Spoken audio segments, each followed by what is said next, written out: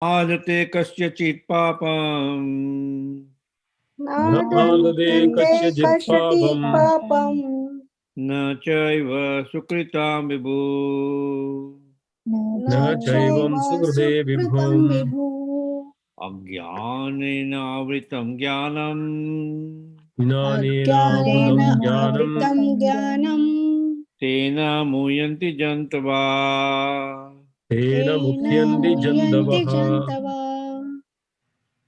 Does anybody else want to chant?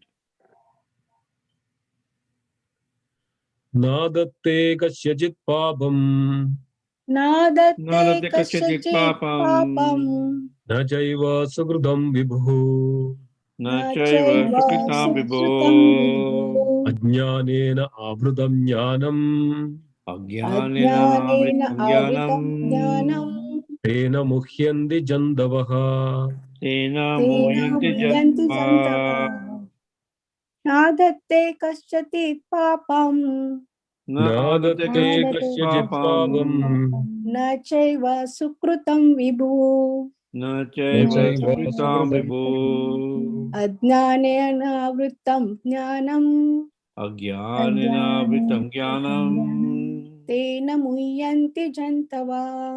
तेन मुह्यन्ति मुह्यन्ति जन्तवः जन्तवः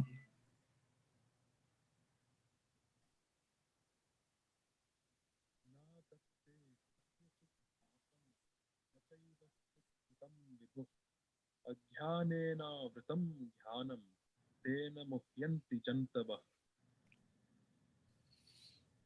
Okay. Synonyms. Na, never. Adate, accepts. Kasyachit, anyone's. Papam, sin. Na, nor. Cha, also. Eva, certainly. Sukritam, pious activities. Vibhuhu, the Supreme Lord. Ajnanena, by ignorance. Avritam, covered. Jnanam, knowledge. Tena, by that. Muyanti, are bewildered. Jantaba, the living entities. Translation purport by His Divine Grace A.C. Bhaktivedanta Swami Prabhupada. So Prabhupada ki.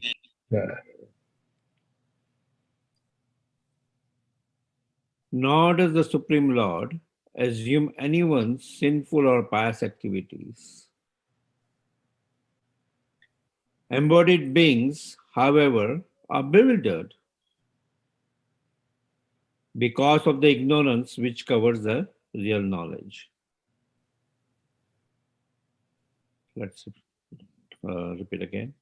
Nor does the Supreme Lord Nor does the Supreme Lord assume anyone sinful assume Assumes anyone anyone sinful sinful or pious activities. or or pious pious activities. activities. Embodied beings, Embodied Embodied beings, beings, however, however, however, are bewildered because of the ignorance are are bewildered bewildered because of because the of the ignorance ignorance which covers the real knowledge. which which covers covers their their real real knowledge. knowledge. Purport. The Sanskrit word Vibhu means the Supreme Lord, who is full of unlimited knowledge, riches, strength, fame, beauty, and renunciation. He is always satisfied in himself, undisturbed by sinful or pious activities.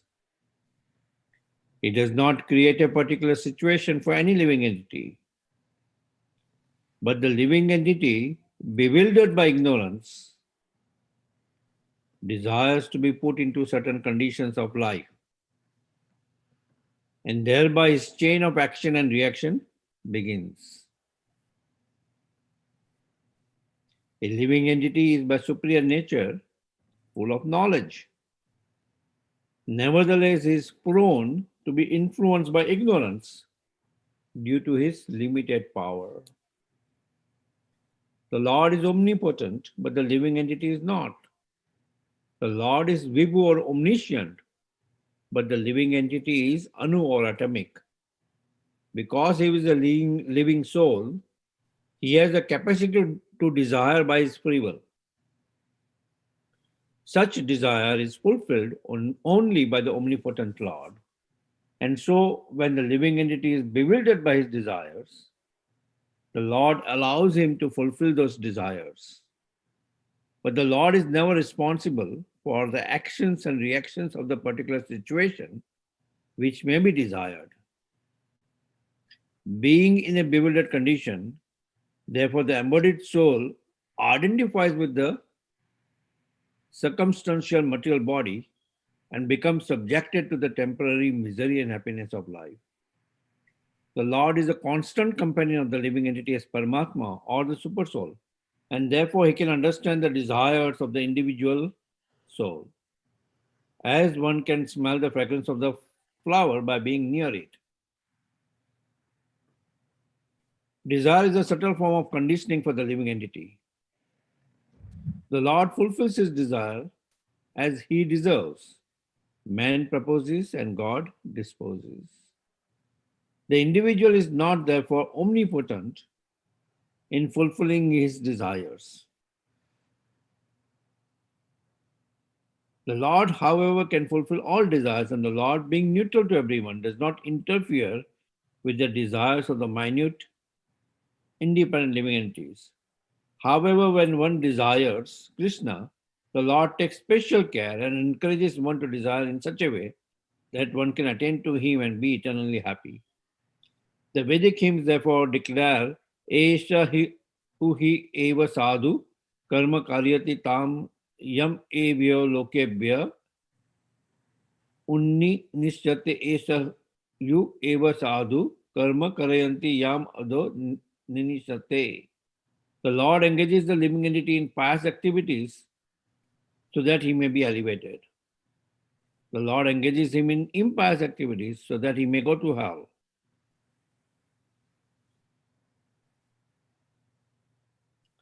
Similarly, the Mahabharata, Vanaparva, 31st chapter, 27th verse states, Agya jantu aniso ayam, atmana sukha dukkhaya, Ishvara prerita gachet, swargam vasu avaram evacha. The living entity is completely dependent on his desires and happiness, on his distress and happiness.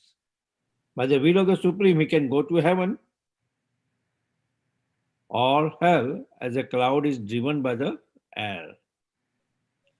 Therefore, the embodied soul, by his immemorial desire to avoid Krishna consciousness, causes his own bewilderment.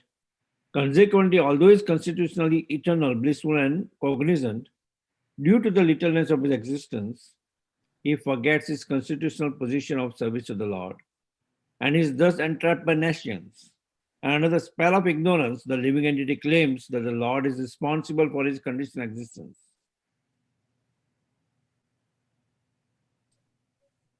The Vedanta Sutra, second canto, first chapter, 34th verse, also confirms this.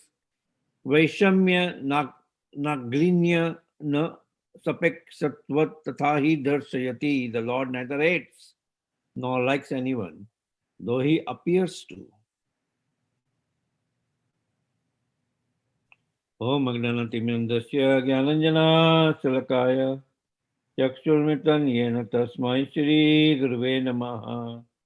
Shri Chaitanya Manavistam Stapitam Yena Bhutale Swayam Rupa Kadamayam Dadati Swapadantikam Vandeham Shri Guru Sijita Padakamalam Shri Guru Vaishnavamscha Shri Rupam Sagrajatam Saganaha Raghunatamitam Tam Sajivam Sadvaitam Savadutam Paryana Saitam Sri Krishna Chaitanya Devam Shri Radha Krishna Padan Sahagana Lalita Shri Vishaka Vitamsya.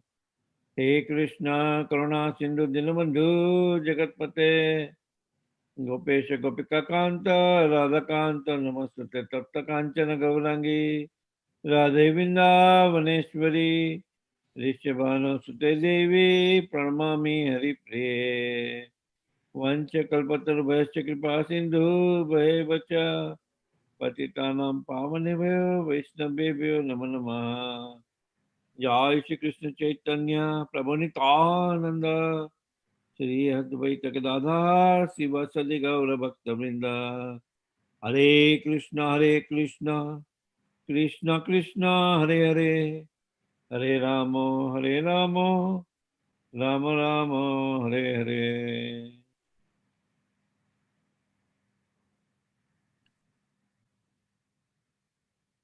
न आदते कस्यचित् पापम न चैव सुकृतं विभोः अज्ञानेन आवृतं ज्ञानं तेन मुह्यन्ति जन्तवः. Nor does the Supreme Lord assume anyone's sinful or pious activities. Embodied beings, however, are bewildered because of the ignorance which covers their real knowledge. So this chapter very nicely deals with karma yoga action in Krishna consciousness.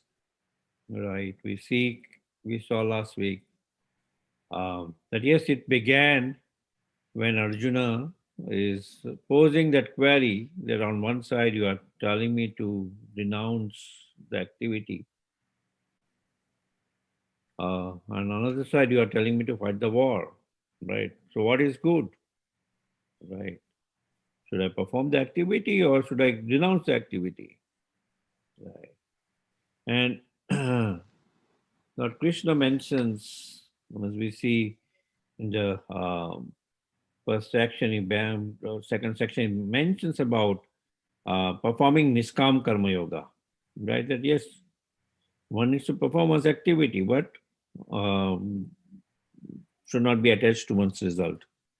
So performing Niskam Karma Yoga. So in the entire section till 12th verse, he deals with that particular aspect.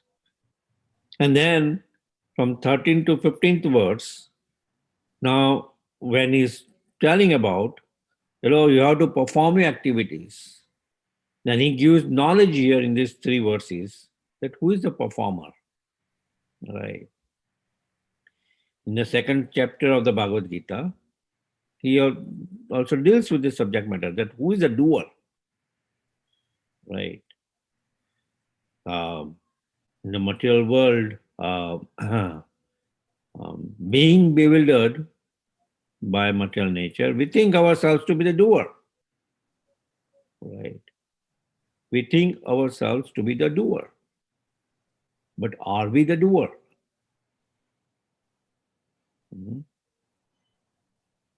There are many things beyond our control. If we are the doer, then how come many things are beyond our control? Till now, right, the entire nation, the entire world is grappling with this corona, with this pandemic, not having complete solution to that. And they think themselves as a doer. Oh, we are the doer. While a minute, which we cannot even see with our naked eyes, right, uh, is controlling right now, right, dominating and spreading, and it's completely beyond our control. And we think that we are the doer, right? So that's a very important aspect which is discussed in this 13th verse, 14th verse, and 15th verse, or 13th verse starts with the embodied being as a doer. Then 14th verse starts with the knowledge of that. Oh, ultimately, no, the material nature, the one who is in knowledge should know that the more the material nature is the doer. And then this verse talks about, no, one who is in knowledge should know that the Supreme Lord is the doer. Right? The Supreme Lord is the doer. But then immediately there's a disclaimer. Okay, the Supreme Lord is the doer. But does that mean that anything good or bad which is happening He is responsible. And there's a disclaimer. Nor does the Supreme Lord assume anyone's sinful or pious activities. Right? He is not responsible for sinful or pious activities which a living entity desires to perform. Right? And the embodied beings, however, are bewildered because of the ignorance which covers the real knowledge. They're bewildered. Right? So then, uh, let's think about that. Who is the doer? Right? And it's explained that the individual soul, it's Anu, right? Soul is Anu. Super soul, the Supreme Lord is Vibhu. Soul is eternal. The super soul is also eternal. The soul is cognizant of its body a little bit. The super soul is cognizant of all the bodies. Right? It's cognizant of all the bodies. Right? So this soul, which is minute, right, Anu, infinitesimal, which has the same quality, just like the drop of ocean has the same quality as the ocean, right? But in a drop of water, you are not going to drown. In the ocean, you will. It has the same quality. Qualitatively, it's the same. But quantitatively, it is different. Quantitatively, it is different. So, what can the soul do? Soul can just desire, right? So then it's mentioned that, okay, these three verses, where one is talking about the soul is a doer, the embodied living being is a doer, second verse talking about the material nature is the doer, third verse talking about the Supreme Lord is a doer, then who is a doer? Then it explains so nicely that, okay, the soul, nobody is the individual only doer, but all these three are the doers. And in how they are the three doers. The soul can desire. The individual soul can desire. Somebody can mute. The individual soul can desire. Right? The individual soul can desire. Can somebody mute? Yes. So the individual soul is desiring. The super soul, just like in the second chapter, was quoting this Svetasvatara Upanishad, where there are two birds. One bird is witnessing the activities and the other bird is performing the activities. So the soul is desiring, the super soul is sanctioning that desire. Right? The super soul is sanctioning that desire. And the material nature, which is the agent of the super soul, is carrying out the desire of the soul in the form of this material body. The material body otherwise is dull matter. Right? When the soul leaves that body, we want to get rid of that body as early as possible. Right? Because it will start decomposing. So otherwise it's just dull matter. But when the soul is embodied within that body, through the agency of the material body, it's carrying out activities by the sanction of the Supreme Lord. So the Lord, though he is sanctioning, he is not responsible for someone's sinful or pious activities, because it's still the desire of the soul. Sometimes we see that tussle that, oh, we want to desire something. Oh, I want to watch this. And suddenly our Krishna conscience say, oh, no, why you want to watch the TV? And no, there is that conflict between what you want to do and what your inner voice is telling you not to do. Where the soul is desiring and the super soul is guiding, God, don't do it. And the soul still wants to do it. The super says, okay, do whatever you want. Just like the child is desiring to poke his finger in the fan. And the father is telling him, no, don't poke your finger in the fan, otherwise you'll hurt yourself. It's a running fan. And still the child must say, oh, no, I want to poke. And the father to give him a taste, okay, try it. And the moment he feels some whiff, immediately, he pulls it back. Or the child wants to carry out he sees his father lifting weights. And the child also thinks, oh, okay, let me also lift weights or something. Now, he does not have any power. He does not have enough power to lift the weights. But the father, to make the child happy, he stands behind him and he is lifting the weight, but he is making it, the child feels that as if he is lifting it. Similarly, the Supreme Lord, if the child wants to carry, the living entity wants to carry some activities, right? If the living entity wants to carry some activities, he's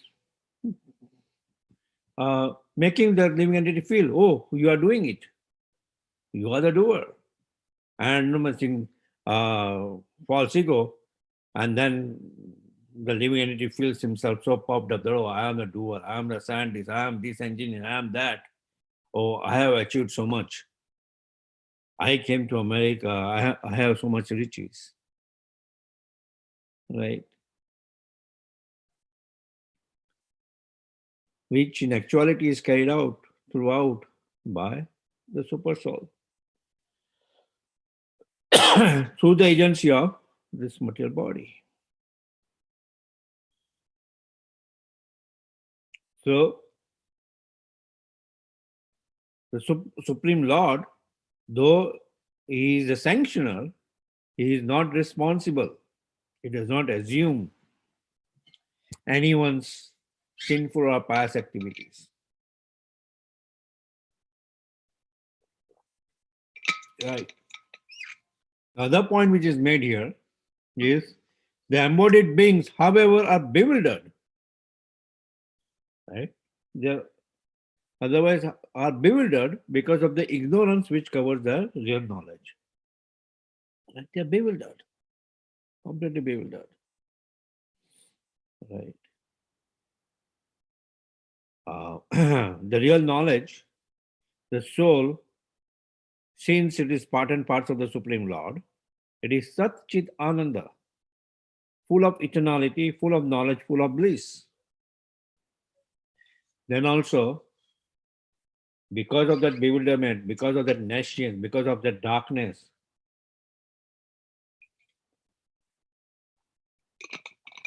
of that ignorance, it is striving to get knowledge. Though the real knowledge is within, it is trying to get knowledge. Right. Because it is bewildered. And it is tossed here and there. Right.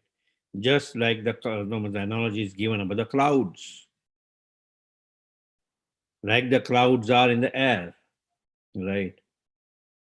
One time, you will see it, the small cloud up there, and then with the huge air, four gust of air, it moves away from there and it will become clear sky. Similarly, being tossed in this world, in the modes of material nature, we wander around. Our desires wander around in being controlled by these three modes of material nature. But still we think that, oh, we are the doer. Right? So that's the situation of the soul.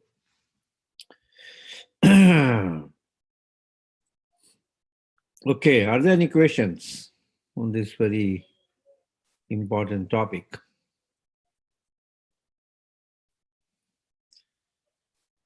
And it's quite detailed.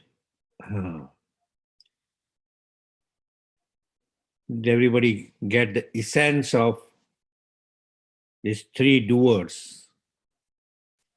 In summary, the soul is the one which desires, like man proposes. It can just propose, but who disposes? God disposes. The Lord, the super soul, sanctions the desire. So the soul is desiring, so it's a doer. The Lord is a sanctioner of the desire, so Lord is also a doer, and it is carried out by the agency of material nature, by these three modes of material nature, right? By the agency of this body, it is being carried out, right? That the soul,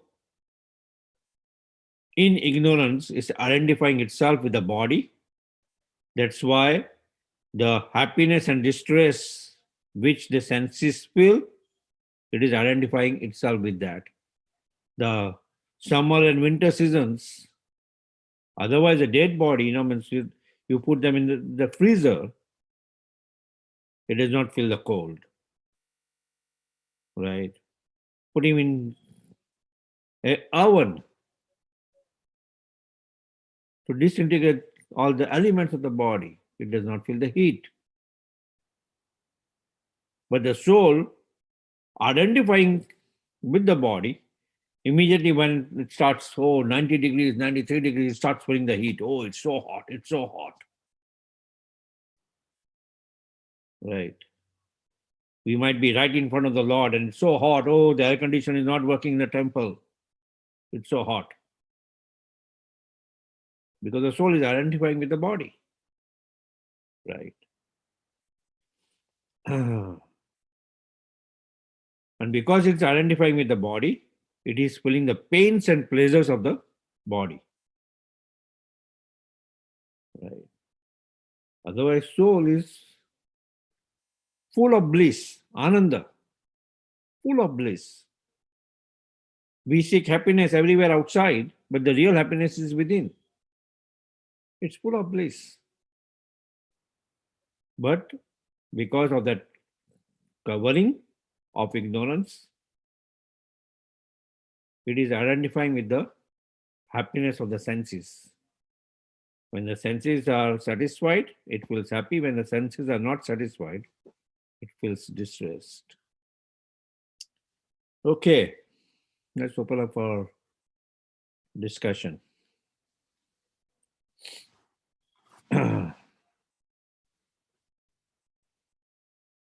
Hare Krishna. Are there any reflections, queries?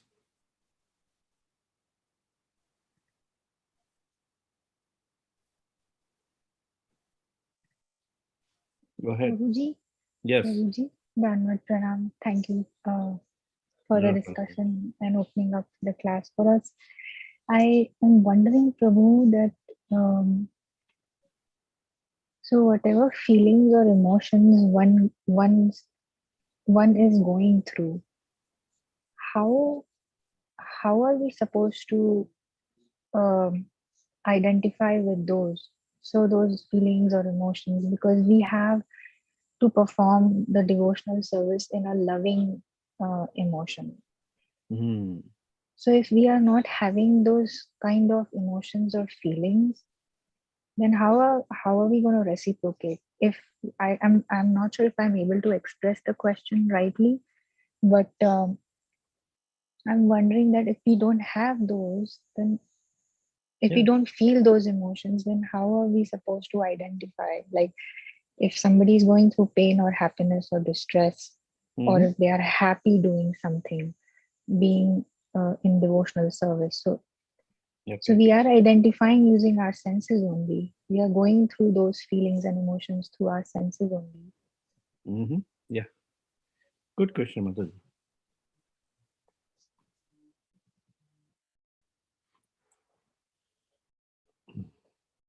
Hold on for one moment. I think somebody's calling me. Hello? Yes. No. Okay.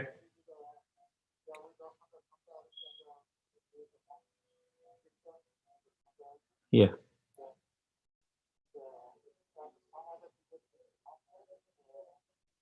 Okay. So, yeah, so be there, and then the devotees are there to assist you to whenever you are ready to take prasad. Okay. So wait for the other devotees. I missed the class or something. Okay. Okay, Prabhuji. Thank you very much. Yeah, because of the Neokrath Yatra, devotees are visiting from different places. So 40 devotees are coming from New Orleans. Okay. So going back to your question, Mataji. So the way I understand your question is, how are we able to experience that happiness or the emotions, right? Yes, Prabhu. Yes, Prabhu. Yeah. So the emotions, right? Our mind is a repository of experiences, right? Um, a mind is a repository of experiences. Like our mind feels adjusted.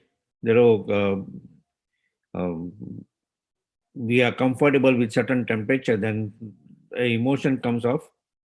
Oh, it's so nice, right?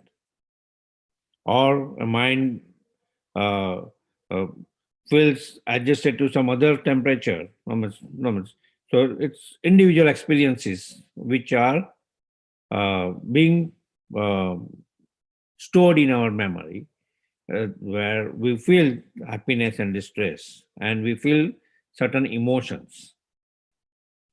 Emotions of meeting somebody gives us happiness after a long time, or meeting somebody can give us distress also, right? If we owe money to someone and he meets us, we might feel distress, right? Or no, we are driving our vehicle above the speed limit, and suddenly we see the cop. What happens? We feel distress, emotion. Suddenly, we are feeling happiness, and suddenly there's a distress. Oh, the cop saw us. We broke the law. So those emotions are there, right? But now, how do we experience those emotions in serving the Lord? Right. So we are part and parcel of the Supreme Lord, right? Just like the hand is part and parcel of this body. So the real happiness, right? So the real happiness of the hand will get when it is serving the body, right?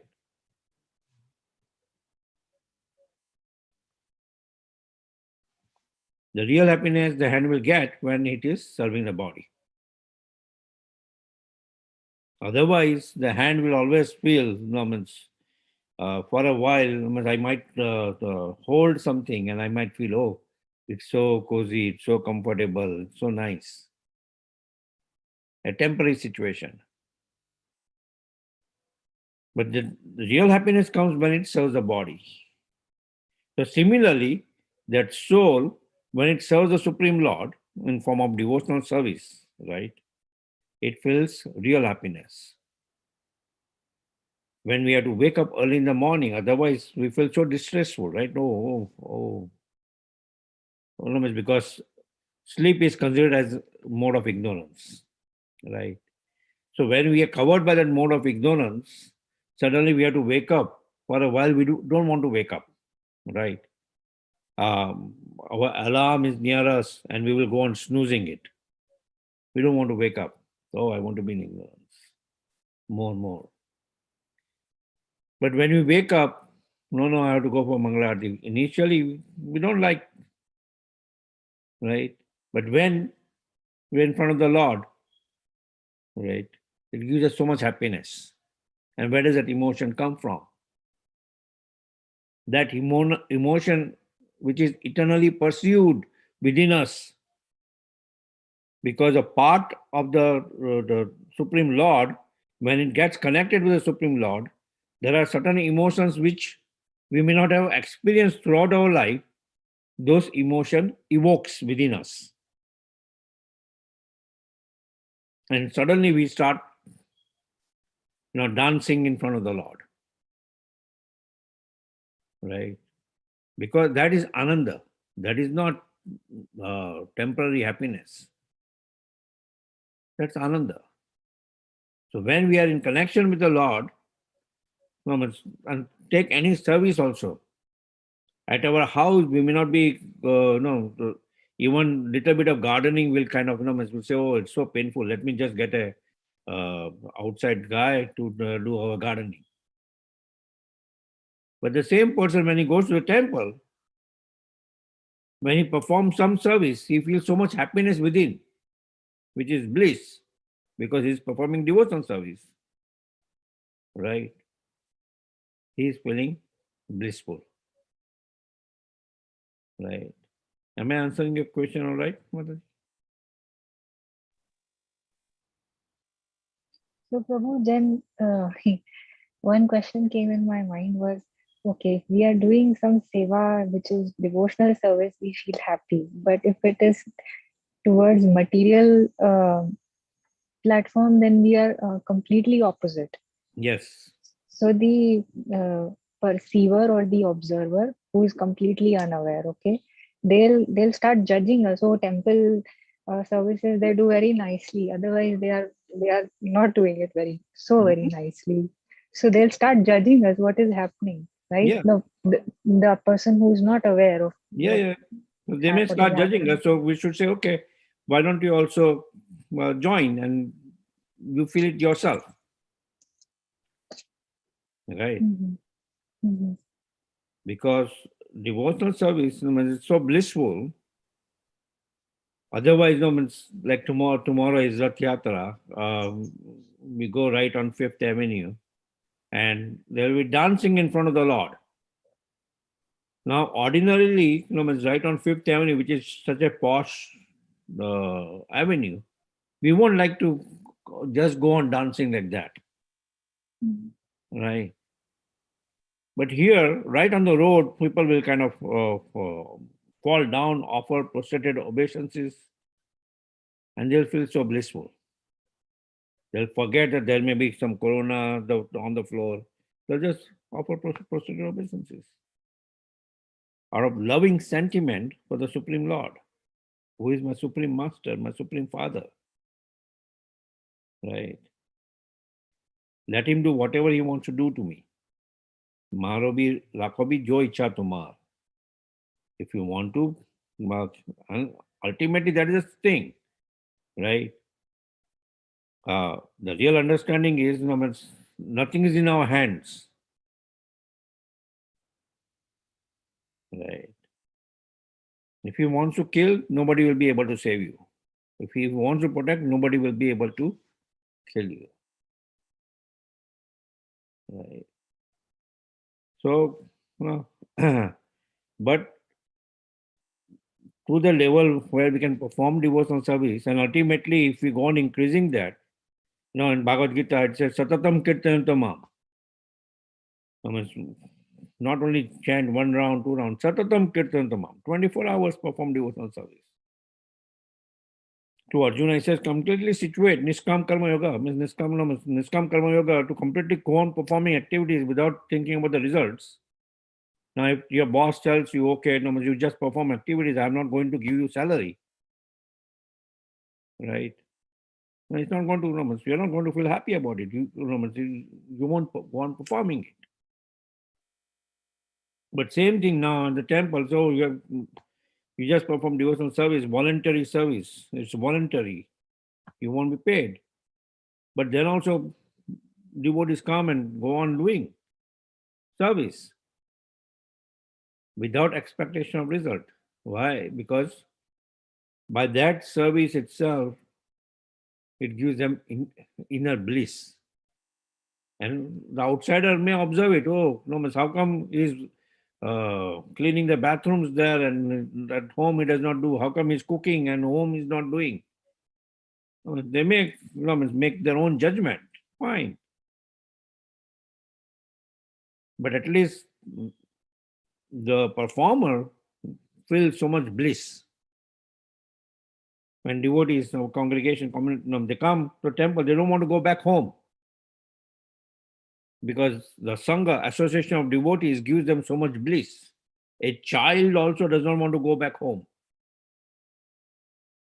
They see their fellow friends, they feel so much bliss.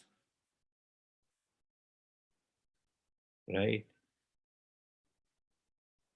So it's all, it's, and there are professors and like a professor said, oh, I cannot, no, this is all sentiment and he was, this is, I don't believe in all these things.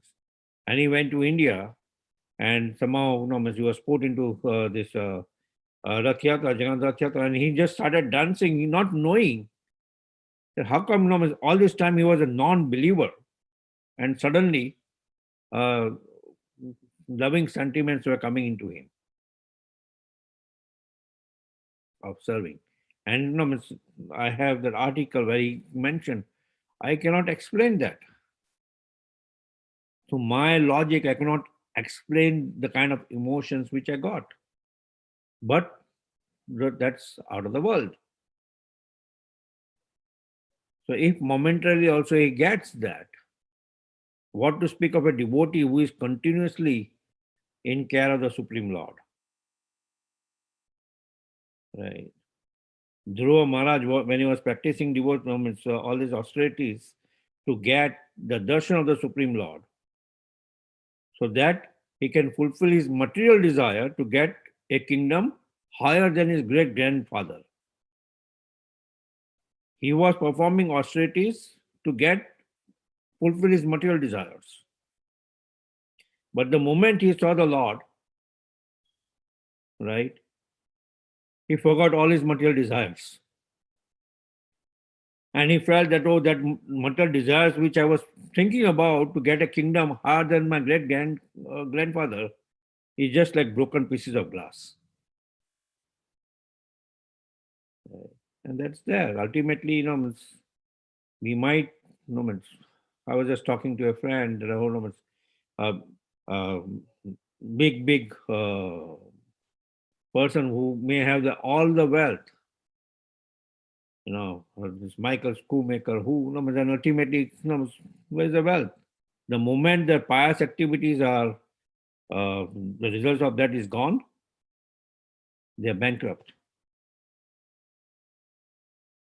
And they go through so much suffering. But devotional service is dynamic. More you perform, more you'll feel of doing it. Right? Is that all right, Mother? Yes, Prabhu. Yes. Thank you.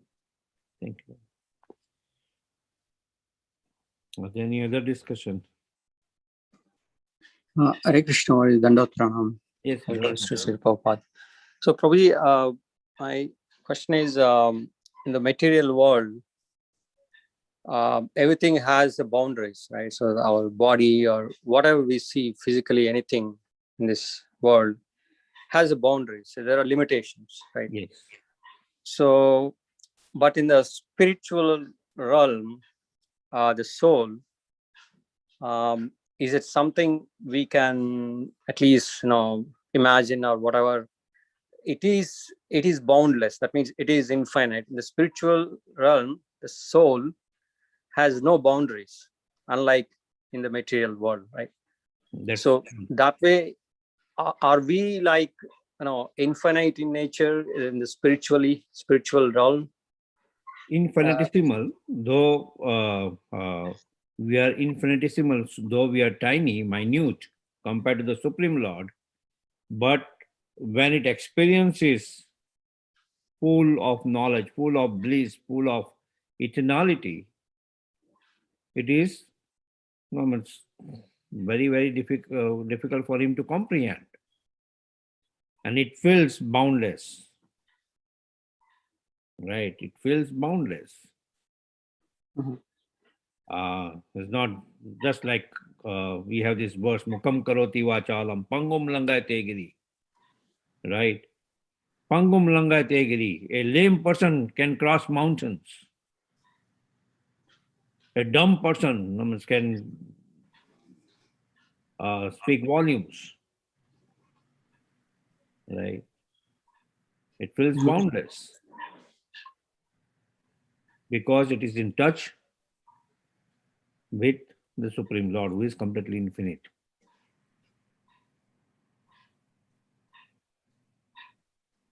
Okay. Yeah. Thank you, Prabhuji. Thank you. Thank you. Okay, Shimeshwar Prabhu, we are at 8 o'clock. Sharp timing. Mm, Wonderful. Thank you. Thank you so much for a wonderful class. thank you. Yes, it's wonderful realizations, understanding, sharing with each other, everybody. It's our good fortune to understand the confidential subject matter of spirit soul.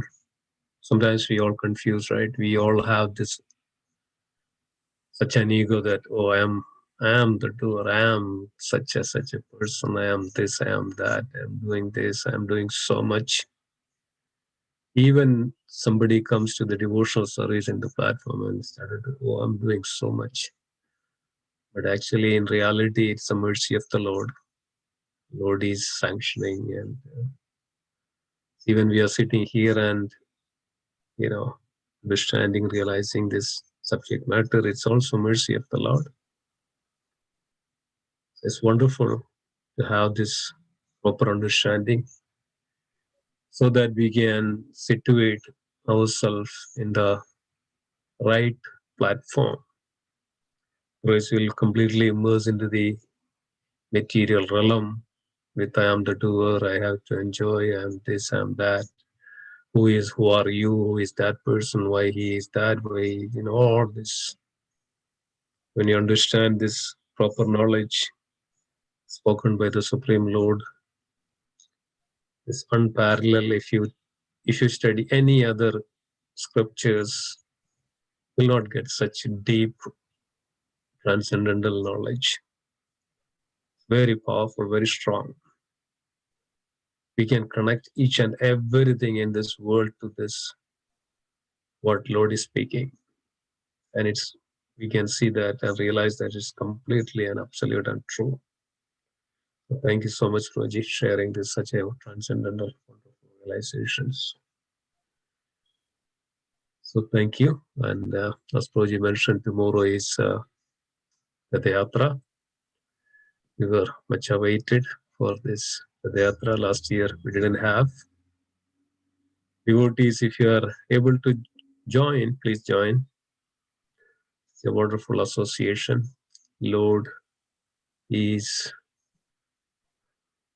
manifesting, going outside to see the devotees, see everybody, and give the mercy to everybody. And it's mentioned that one who sees the Lord Jagannath sitting on the chariot, his liberation is guaranteed. just once in his lifetime. So, it's very, very auspicious, powerful. It's our good fortune. It's the Lord's mercy. Yeah, try whatever the way, a capacity you can understand and associate and take the, opportunity to serve the Lord and devotees. So thank you so much. So let us conclude today's session. Thank you, Madhupati Prabhuji, for a wonderful class. So let's pay our obeisances to all the Vaishnava devotees of the Lord. Vancha kalpatarubhasya Kalpatarubhasya Kripa sindhubhya evacha padidanam Patitanam pavane Pavanebhyo Vaishnavebhyo Vaishnavebhyo Namo Namah namaha. Vaishnava Vrinda ki jai. Vandaraj Srimad Bhagavad Gita ki Jai Srila Prabhupada ki Jai Nanda Kodi Vaishnava Vrinda ki Jai Gaura Premanandi Hari Hari Hari Hari. Bo Hare Krishna. Hare Krishna. Hare Krishna.